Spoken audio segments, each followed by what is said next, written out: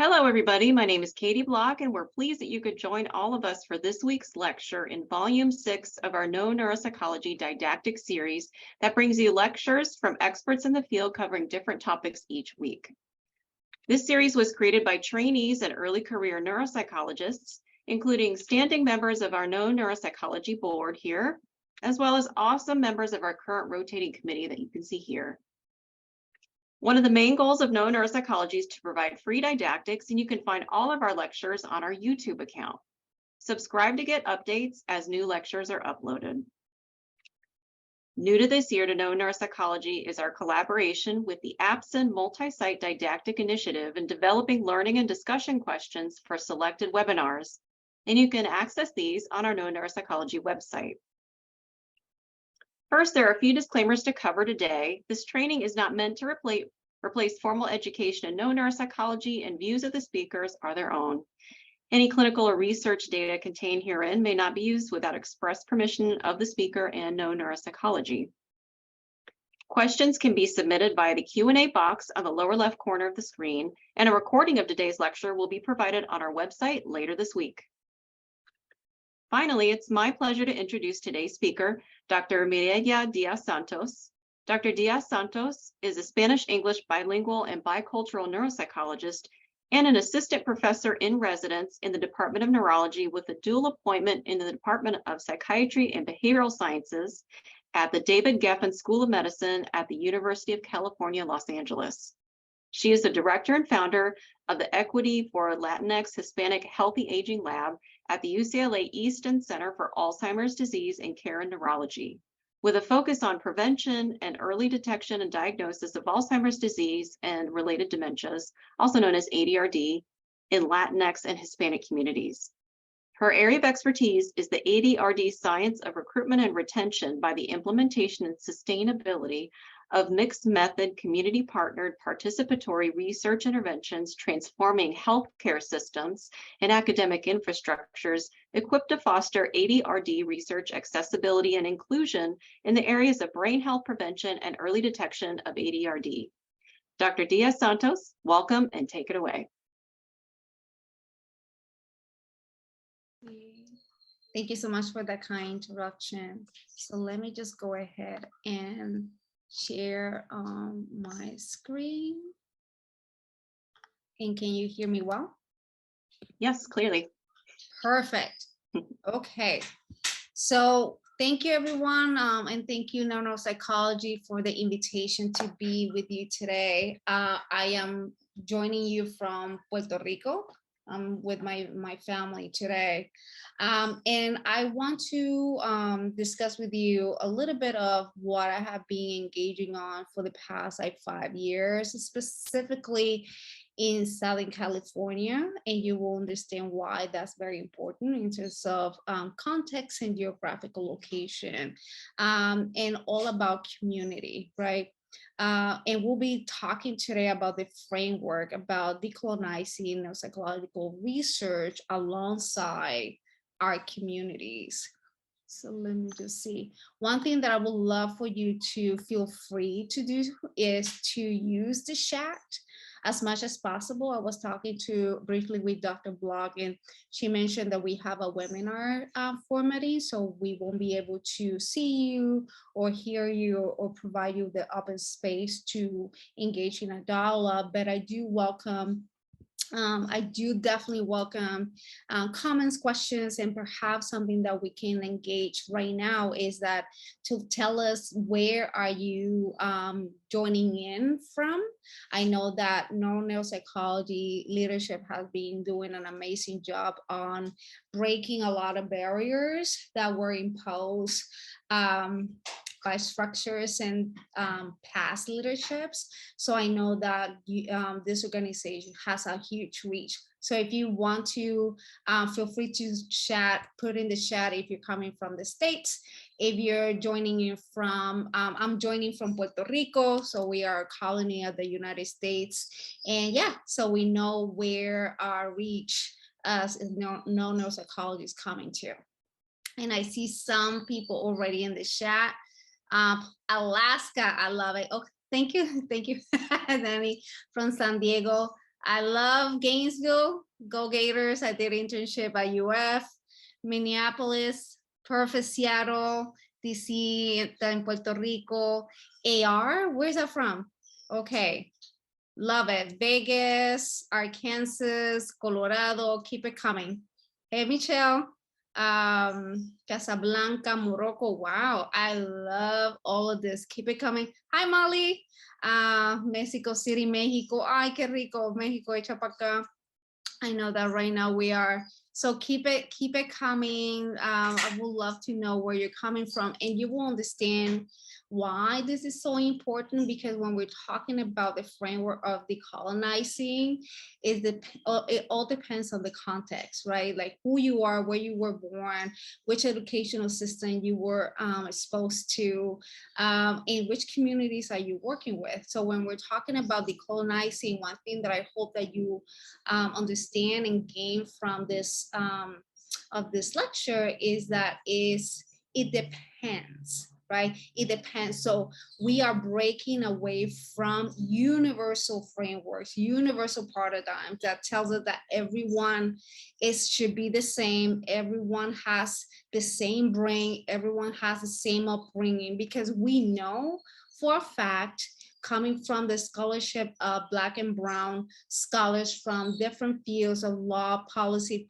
like public policy, sociology, anthropology, nursing, primary care, health services researchers, that is not true. So that's what I hope to gain from. So keep coming of like, where are you coming from? So I just want to, again, give a shout out to my mentors in this process. We have Dr. Yongmin Che and Dr. Paola Suarez. I was able to engage with INS on this conversation in 2021 when we had INS virtually. And we, at that moment, I had 10 minutes but to be part of that symposium.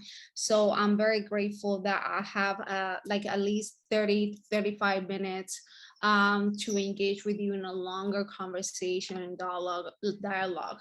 So I wanted to start with, we're all neuropsychologists, we all love the brain, right? But why do we love the brain? Like, why are we neuropsychologists at the core? Because going to undergrad, going to grad school, and then postdoc, because it's not only like after your PhD, you have a 2-year postdoc. Some people will have 3 years postdoc, as I did, or even a little bit more. And then you have board certification. Shout out to Annie Reyes that just passed the EPPP. So it's a lot of labor to become a quote a neuropsychologist. So my question to you all is like, why do we love the brain so much at the end of the day? So someone wants to put in the chat. Why did you become a neuropsychologist in the first place?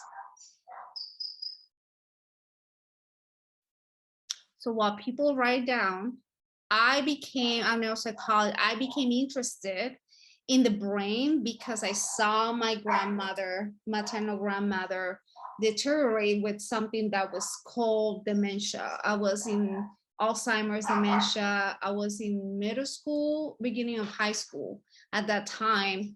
And by now I know, and we all know what dementia, Alzheimer's is, and all the differentials.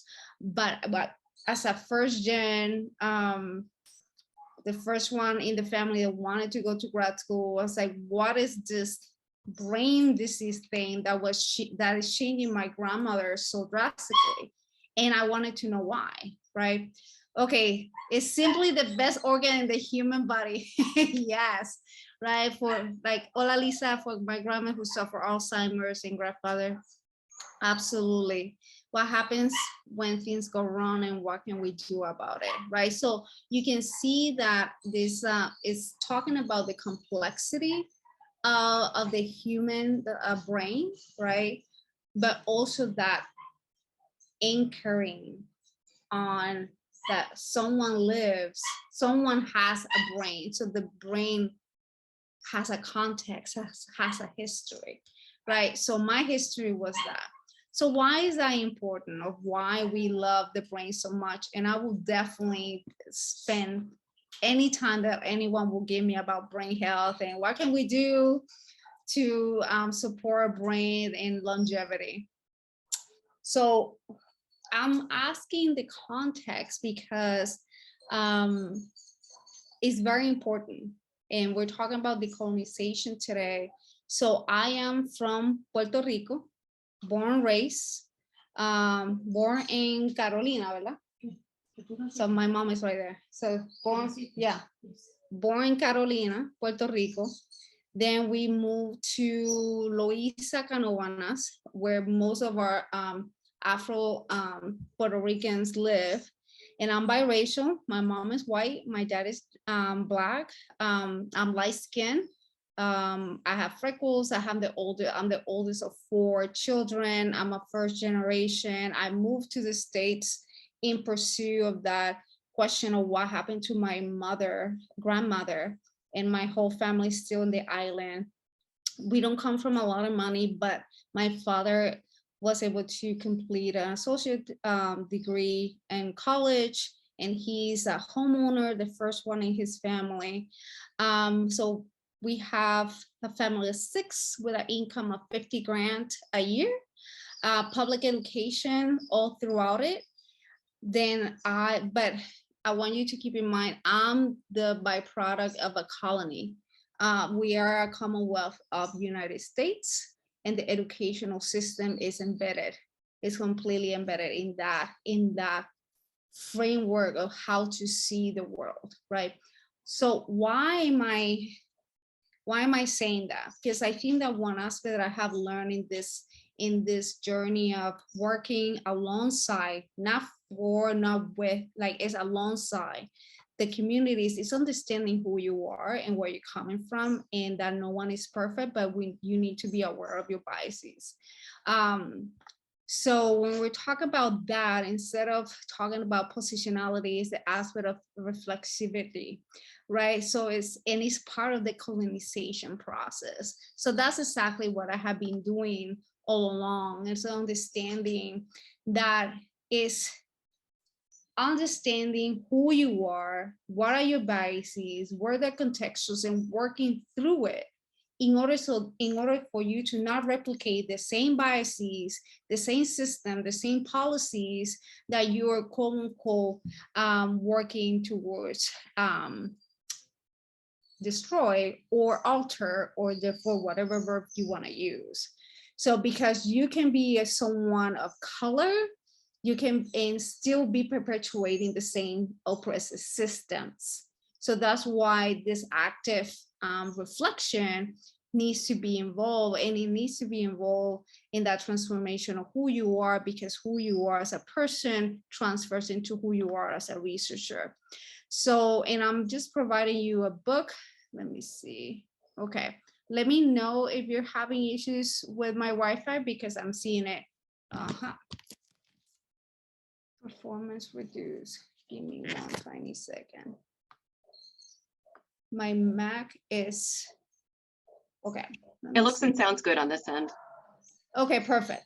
So because my Mac got really hot really quick. So we'll try our best. Yeah, sorry for that aspect. Give me one tiny second. If I can mute myself now. Okay. So this is a book that actually was recommended to me by one of my colleagues. I know how transformative I am as a human being, Kendra Anderson for SBN. And this is the aspect that we all need to understand. The aspect of research is as conflated with the European colonialism, in which academic research has been implicated in theories of imperialism, right? And it's not history only. We're talking about history in how this nation and enslaved Africans and all those those histories are still trickling down to our current methods of doing practice, teaching, and research, but they're still happening, right? So I thoroughly recommend this book, and the aspect of the approach, right? We're all about the definitions. It's a methodology, it's an approach that challenges the Eurocentric research method that undermine the local knowledge and experiences of the marginalized population groups. So people can talk about the aspect, this might sound a little bit like critical race theory because it has some tenets, including the aspect of reflecting on who you are. One aspect that I forgot to mention is that with Che in Suarez, they introduced me to Paulo Freire. And this is where the Pedagogy of the Press, where I started like disentangling how my worldview was constricted by my educational system. So this is why training and mentorship, sponsorship, and the structures of academia are so important in this aspect of decolonizing the research methodology of neuropsychology. Because at the end of the day, like we have to grasp the fact that neuropsychology, the aspect of cognitive tools, have a very racist on the history, right? And I'm very curious to know what other colleagues currently present think about this concept outside the United States, because again, it's all about geographical location. I'm a colony of the United States. I represent a Commonwealth, and all my education was here in Puerto Rico, and then I moved to the States, right? So like put in the shadow, think about and write down, what does that mean to you, depending on who, like where you are and the education and training that you have received. But always thinking about what's the education that we receive as neuropsychologists, right?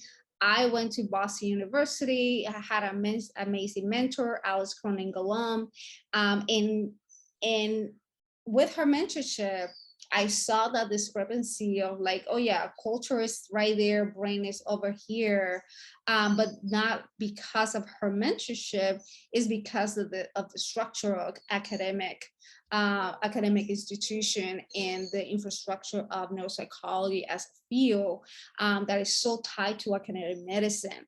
And I want you to think about the history here, the movement of eugenics. I don't know how many of our young generations are learning about eugenics, have read the mismeasure of man, because I feel that the history in the curriculum, they are being erased slowly but surely.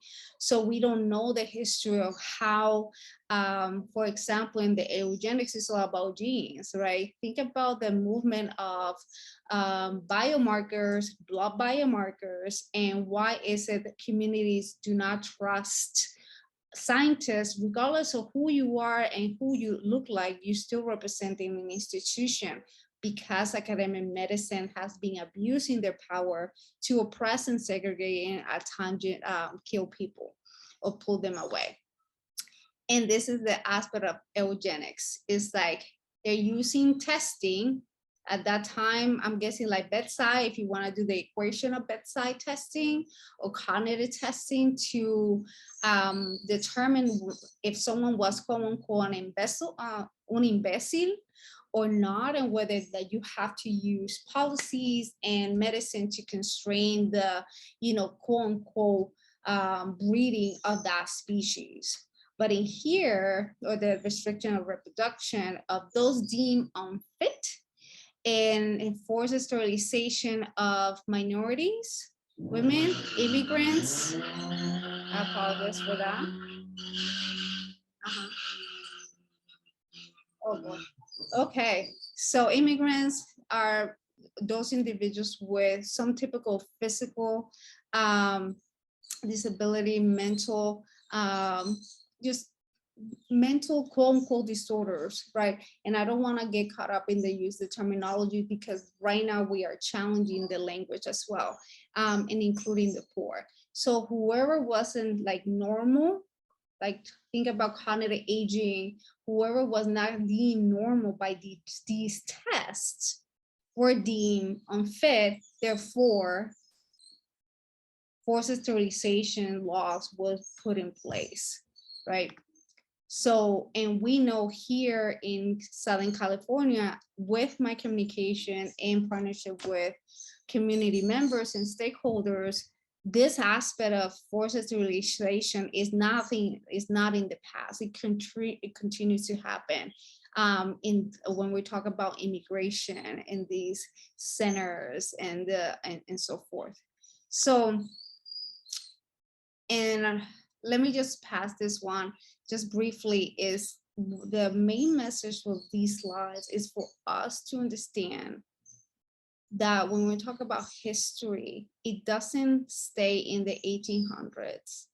This happens in front of you, in front of your eyes, in front of everyone's eyes, but it's so embedded in the quote unquote norm that even if you see it, you won't question it, right? So this is something from Dr. Ñañez, where she is currently, it continues to advocate against toxin in el terreno, in the soil, in southern LA and East LA in particular, and how the studies they're seeing an association between metals coming from industries and cancer, or like they're detecting the metals in the teeth of unborn children when they are fetuses, right? So main message here is like, don't think that the aspect is happened a long time ago. So with that being said, why do you think I'm talking about these histories and these concepts and being so heavy so quickly? And feel free to use the chat. By the way, I love interaction. So you will see that I'll be engaging you all throughout it, right? It's like, why am I spending like 10, 15 minutes of your time talking about these concepts? Why am I talking about reflecting of who you are, where you come from, and so forth? And one aspect that I started talking at INS is that we have seen a huge movement, and now with the more with the visualized murder of George Floyd and every single murder of Black and brown bodies, that was like, oh no, we have a problem, right? But we have had this problem since the inception of this. I'm talking about the nation of the United States, right? And now we're calling out structural racism. We're talking about the importance of structural and social determinants of health everywhere, including neuropsychology. But we're also seeing this movement towards increasing the representation of marginalized, historically marginalized communities in research, right? Specifically, like I'm an Alzheimer's disease healthy aging researcher. So you see this movement. I was like, oh, representation matters. We need to diversify our research samples. We need equity.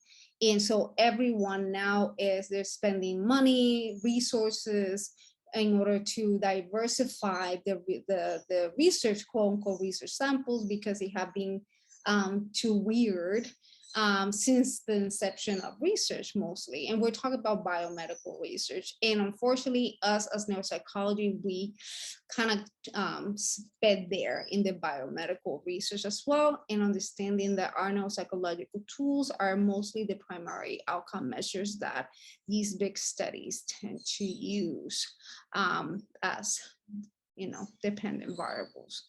So we started seeing this representation as a call to diversify, right? Something that I learned too is that I thought that diversifying samples were really, really easy because I'm Latina, I speak Spanish, I'm bilingual, I'm from Puerto Rico, so I can do this with no science behind it, just with the intention of inclusive social justice and diversity.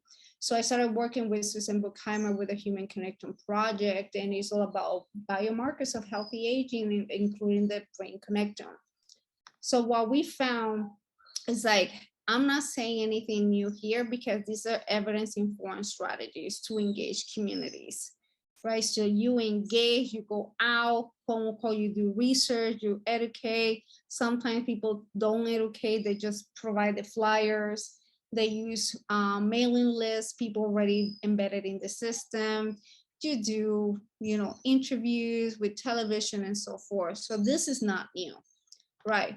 What we encounter, however, was the fact that despite our increasing awareness about the study, but not only the study, we created an educational, bilingual and bicultural educational programming focused on healthy aging, the import of healthy aging, AD literacy, Alzheimer's related dementia literacy, and biomarkers research literacy.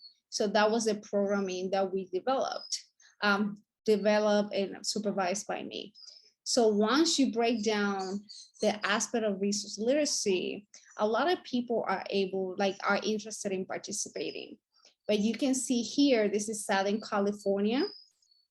You can see here that a lot of potential participants, 50 years and older, Latinos, all Latinos, Latinas, Latinx, Hispanic, a lot of them were excluded even before they were able to, pass the screener. Why is that?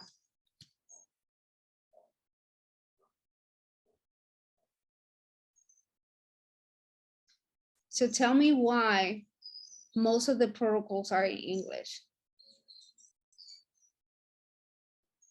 And most of the protocols use the US Census ethnic and racial classification system, which is extremely problematic. So a lot of potential participants interested in the study with the goal of diversifying the study were automatically excluded due to language. So the question to us is like, why do we keep centralizing English as the only language that we conduct research in? Biomedical research, neuroscience research, neuroimaging research, neuropsychological research. In general, I'm not negating the our current colleagues that are doing their work in different languages. Okay, lack of bilingual researchers. That's one, right? Because we have plenty of bilingual researchers, bilingual, trilinguals, polyglots, right? So we'll talk about that in a second in terms of power, right? Who's on the table? So then one reality that we encounter here in Southern California, South LA County, is a lot of the older adults, despite being like quote unquote in the States, because some of them do have dual citizenship, they go to their native country to receive medical services. So for neuroimaging, what do we need? We need to certify MRI safety or any metal implant, right? So we couldn't get that data and certify that they were safe to be in the scanner. Therefore, they were excluded because they couldn't assess it. And then others, after consulting with their family and adult children, the older adult was more than interested in engaging in the research. And then they call us back and say, ay, mira, es que, I'll translate. It's like, es que mi hijo no le gustó la idea, so I won't participate. It's like they consulted with adult children and they didn't feel comfortable having their mom, their grandmother come to Westwood, which is extremely affluent and white, at UCLA to do this research that lasted 8 hours, right? So a lot of them were excluded. Yes, there are currently 2 BIPOCs in our neuropsych department at my site, which are primary ager. Yeah. So it's like there's only 2, right? Thank you, Nadia. And then 2, and what's the denominator? ¿Cuántos son? Right? Talking about power. And I will talk about that second. So the aspect of diversifying, so I was a fellow, I'm very intentional in everything that I do, including going and talking with community members and stakeholders. And that aspect of like, oh yeah, we can diversify super easy, saying nah, it's not that easy. There's a lot of other structural and social determinants that obviously do not, that are impending that access, and we'll talk about it in a minute. But what are the barriers that researchers, those in leadership, actually are imposing, while including NI, like NIH and all these major organizations, funding mechanisms that actually exclude individuals? Like, and then the question is, who is in leadership? Who is in those leadership tables, making those decisions, funding those studies, choosing the outcome measures, choosing like we know methodological designs. So the outcome, and don't worry, everyone at Human Connectome have seen this slide so many times. So including Susan Bruckheimer, so they know that we have plenty of research imposed barriers while writing, right, the grant, while choosing the outcome measures and everything else. And then the lack of something that I have noticed is that our leaders actually do not have a lot of connection. The most of our leadership do not have connections and partnership with community members, right? So what does that mean? That our sample at the Human Connectome are not representative of the LA Hispanic, Latinx, Latina communities, because they're mostly white Latinos. However, this is something for us to consider, those that are working with the Latinx Hispanic communities. Is like, why is it that when we see the studies, we don't see a lot of that breakdown of race, ethnicity, nationality, generation, like which generation are they?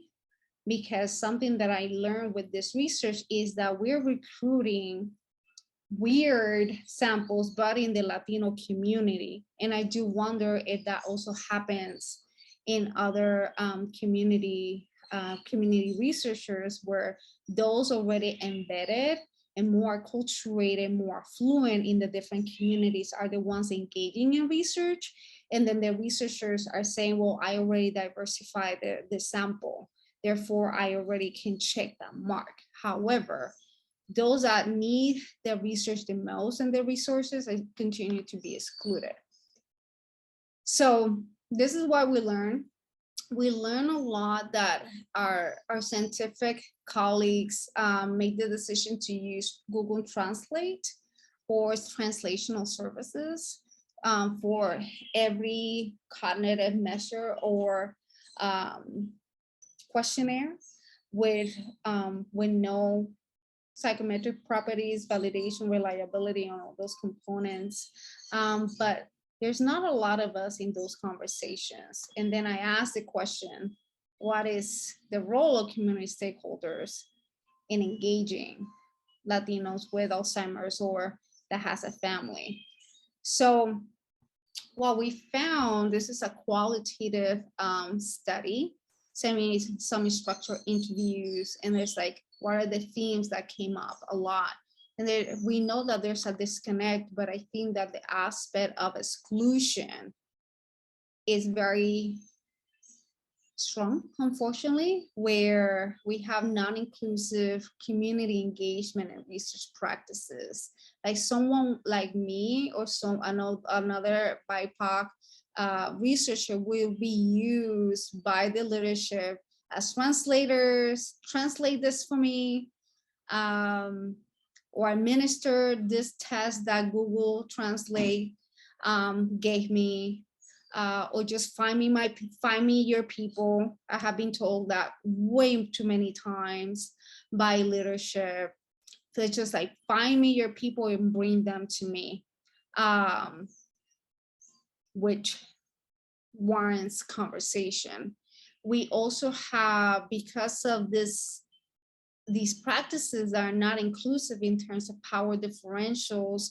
They're not listening to us. They're not listening when we're talking about exclusion practices. So we continue to exclude those that are most vulnerable. Those are the ones that we need to learn the most. So we can provide them with tailored interventions that are going to actually help them, right? So this is why, like, when we talk about precision medicine, that the movement of like, what are we exactly talking about? Because a lot of our communities don't even have access to healthcare, right? And when we talk about neuropsychology, we continue to see these practices of non-inclusivity in translation that is unfortunately not following rigorous methodology. And a theme that was very key in this study was that these practices of exclusion coming all the way from top to the bottom, like top down, we exclude stakeholders, we exclude BIPOC researchers from writing, we invite them at the end, been there, done that. Well, I have been there, I haven't done that. Which means that when they get funded and we engage communities are very attuned to abuse from researchers and academics and medical providers, and that includes neuropsychologists. So they will tell you straight to your face, you literally do not care about the quality of us because you're missing A, B, C, D, E.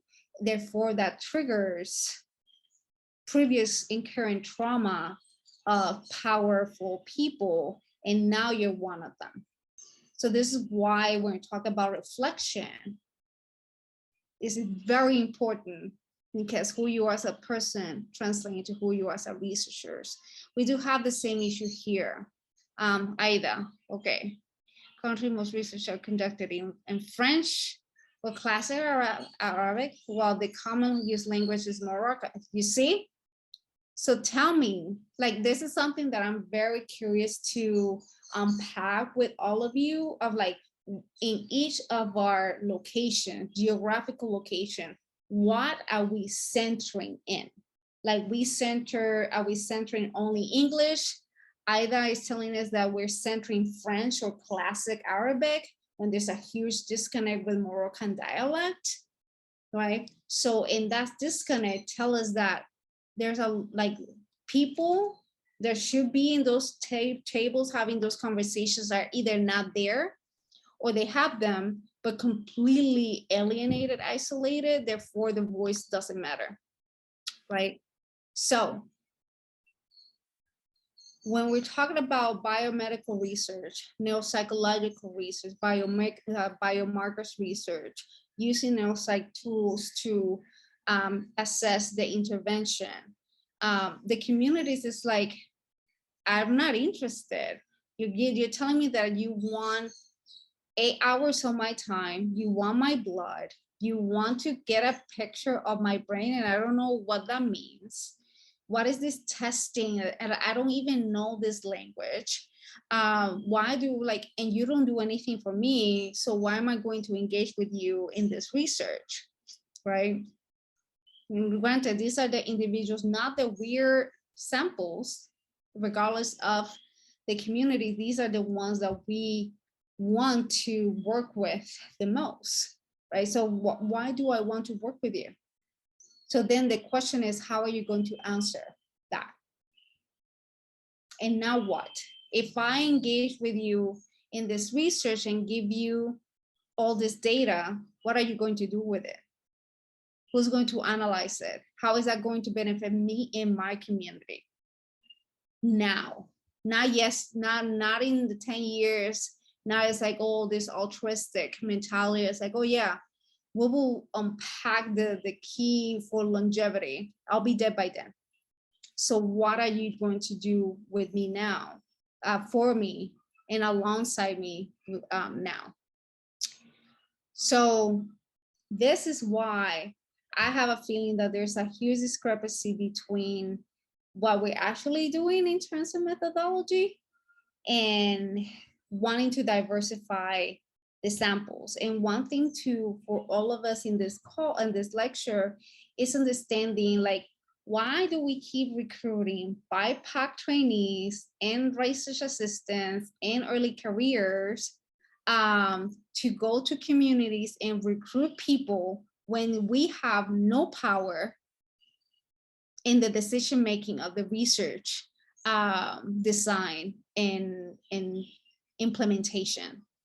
So that's another question, because I have seen that a lot too. There you go. Why do we keep doing that? So when we're talking about decolonizing research frameworks, these are the questions that I ask myself and my team and my colleagues all the time. And some of my colleagues that I caught off guard when I ask those questions, and they get like muted. But it's true. It's like, yeah, these are common practices, best practices, but best practices for whom? Best practices for whom? Because if the methodology of the tools remain colonized, we're wasting people's time and money. And NIH funding comes from our taxes. And the science doesn't advance in terms of, unpacking the root of health disparities. They remain the same. And I have a feeling that I'm not the first one saying this. There'll be like scholars way before me that have been saying it. However, we continue to be in a similar era where everyone talks about equity, diversity, and inclusion. I wonder which were the terms used 40 years ago when this movement of equity, diversity, inclusion happened at that time. And then resources were placed. Nothing was accomplished because the methodology unfortunately remains the same. And they say, well, we tried, now we're going to again take the money and continue our medical science. So my question to you is, like, why do we keep using the same tools then? Like, no, I'm not talking about norms. That's a different conversation. I'm like going even deeper in like construct. Why are we keeping using the same measurements? I'm giving this example that I learned in a meeting with a pharmaceutical company that they were like in their quest to, it was pre-COVID, trying to diversify the sample. And I'm paying attention to the methodology. And the researchers, the neuropsychology researchers in charge of the protocol, there were 2 white men from North America. And they chose logical memory from the WAIS-4 as the screener for inclusion or exclusion. So if the individual, in English. So if the individual did not pass the logical memory, they were excluded to engage in a pharmaceutical intervention for pre-AD MCI at that time, right? So why are we doing the same thing as neuropsychologists? That is the question. So what do we need? And this is my last slide, because I really, really want to engage with you in a conversation, if we can, even via the chat. Where's our training, right? Yes, we love the brain.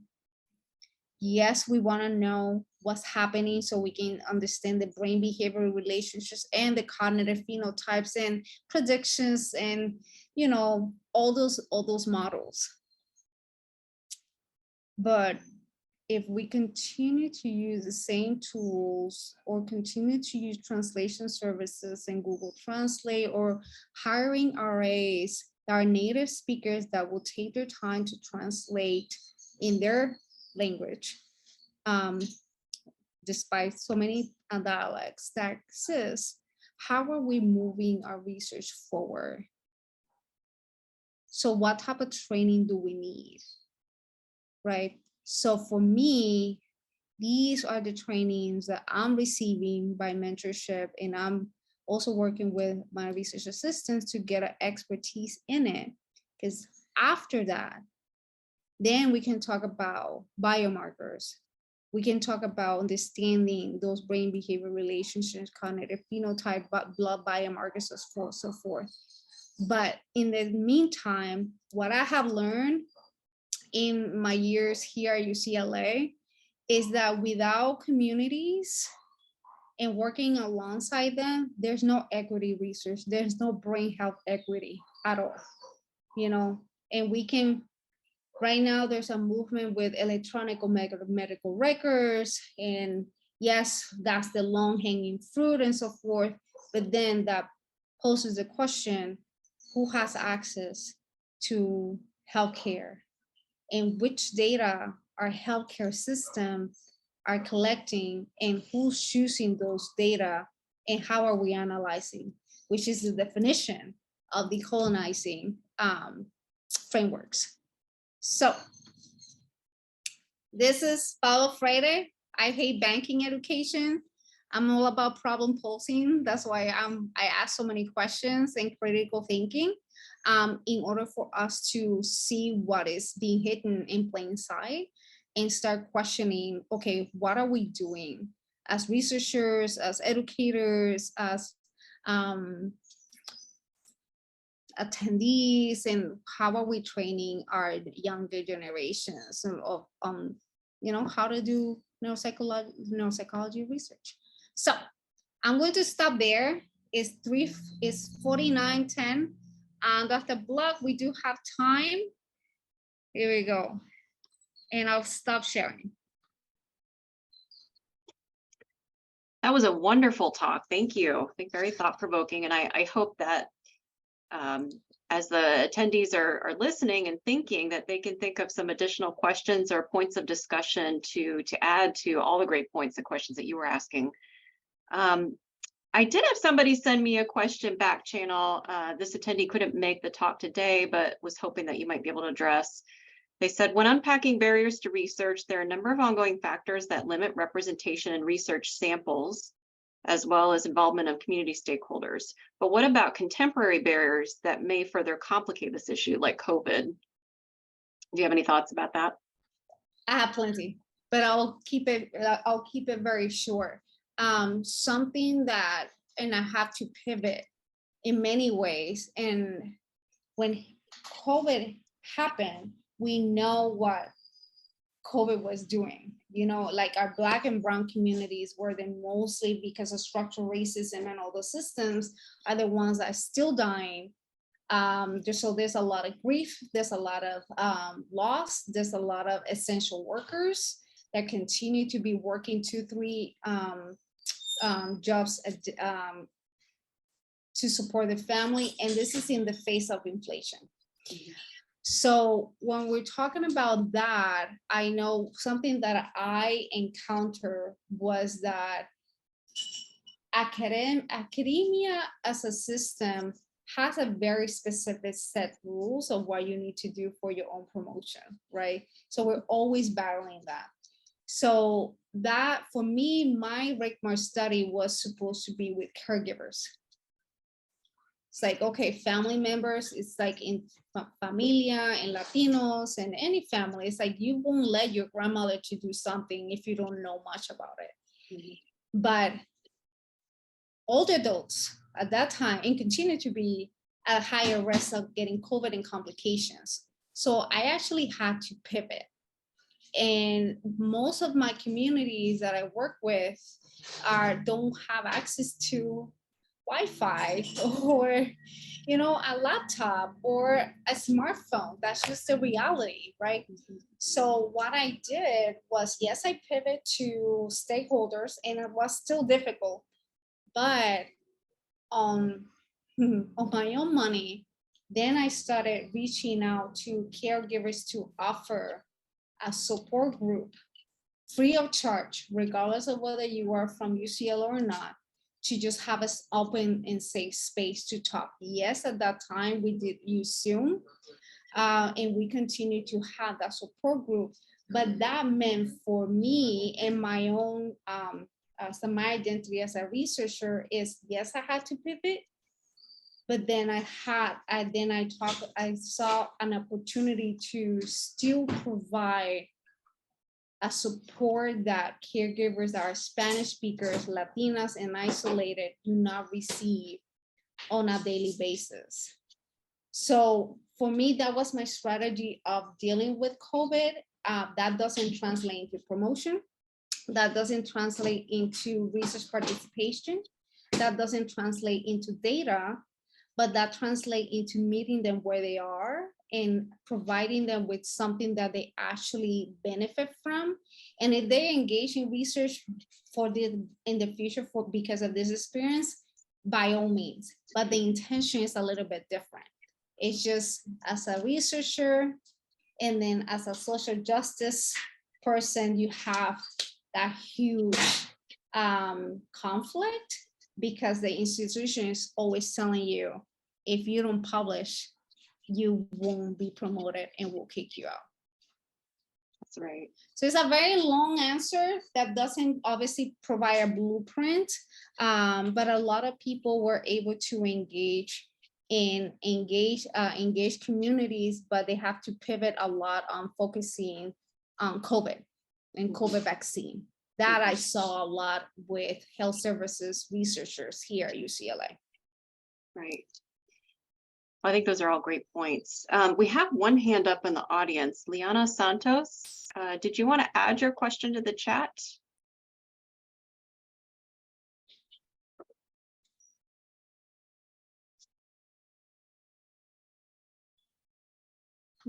She might be typing. Okay. She said no. Okay.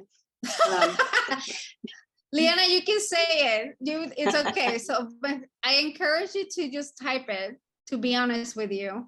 I know, and while if you engage with me in writing your question on the chat, I'll just read Nadia and take Judd's comment.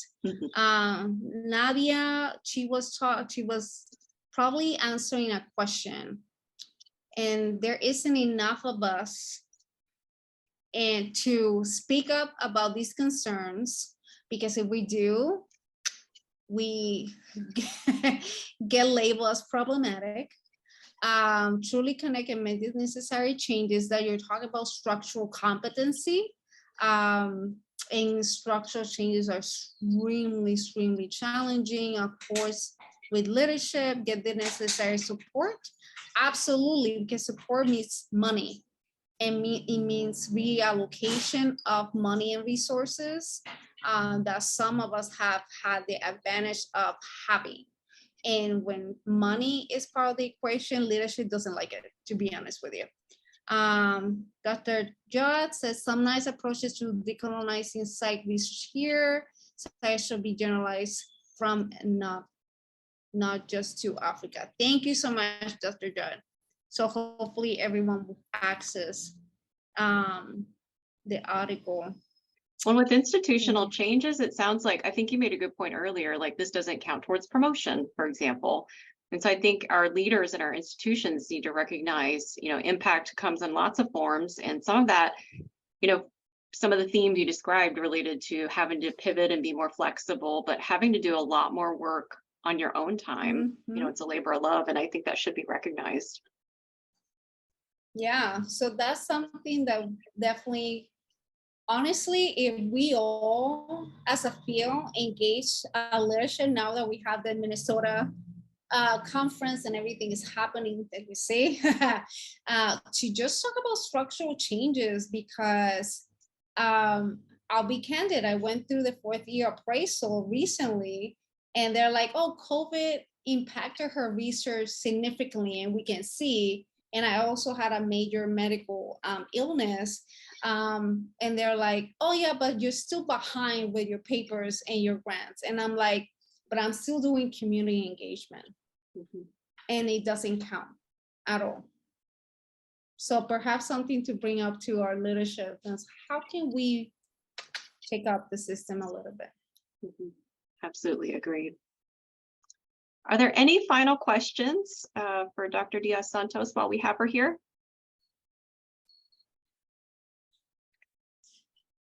And I know that Nadia mentioned, this is something that this also warrants more conversation and dialogue, and perhaps this is something that we can engage in at INS that is coming up in February.